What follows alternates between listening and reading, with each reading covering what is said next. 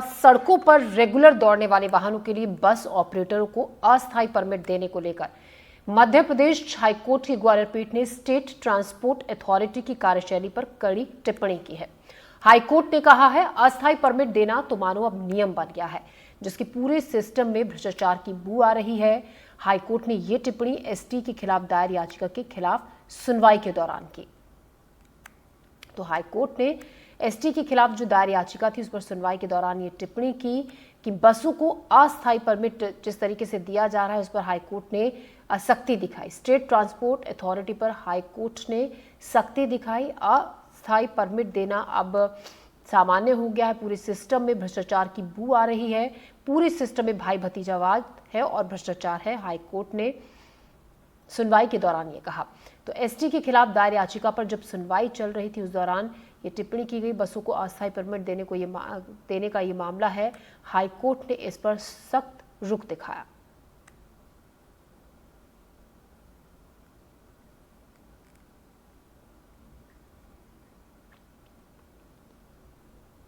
तो पूरे सिस्टम में जिस तरीके से भाई भतीजावाद की बू आ रही है, उन्होंने ये भी कहा कि पूरा सिस्टम ही करप्ट हो चुका है और ये अब सामान्य हो गया है। बसों को अस्थायी परमिट जिस तरीके से दे दिया जाता है, इसी को लेकर सख्त लहजे में हाईकोर्ट ने कहा, जिस तरीके से सड़कों पर रेगुलर दौड़ने वाले वाहनों के लिए बस ऑपरेटरों को अस्थायी परमिट देने को लेकर मध्य प्रदेश हाईकोर्ट की ग्वालियर पीठ ने स्टेट ट्रांसपोर्ट अथॉरिटी की जो कार्यशैली है उस पर कड़ी टिप्पणी की।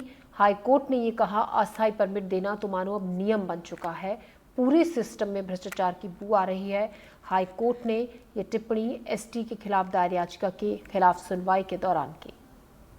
देव श्रीवाली हमारे सहयोगी हमारे साथ जुड़ गए ज्यादा जानकारी के साथ। देव, कड़ी बिल्कुल एक तरीके से फटकार हाईकोर्ट ने लगाई है अस्थायी परमिट देने पर। बिल्कुल ये बहुत ही गंभीर मामला है और कोर्ट ने इसमें बड़ी कड़ी टिप्पणी की है, क्योंकि ये हो भी रहा है कि मध्य प्रदेश में अगर हम देखेंगे तो चूंकि जो बसों के परमिट है सामान्य तौर पर वो स्थायी परमिट जारी किए जाना चाहिए, लेकिन उसकी एक लंबी प्रोसीजर होती है।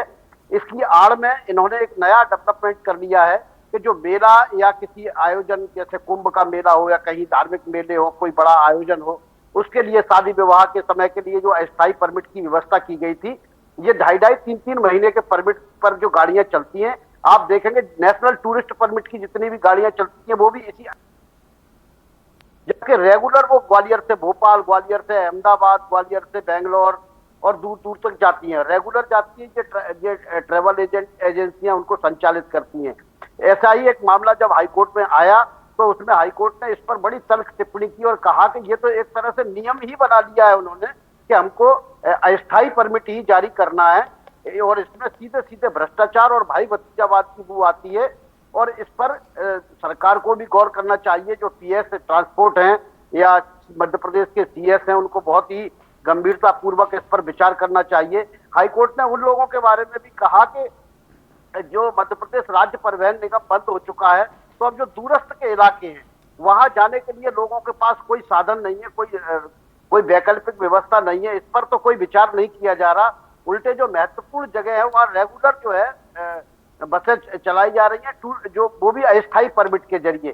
तो ये एक बहुत ही खतरनाक किस्म का भ्रष्टाचार और भाई भतीजावाद का मामला है और इस पर जो है हाईकोर्ट बड़ा सख्त रुख अपनाया है और कड़ी टिप्पणियां की।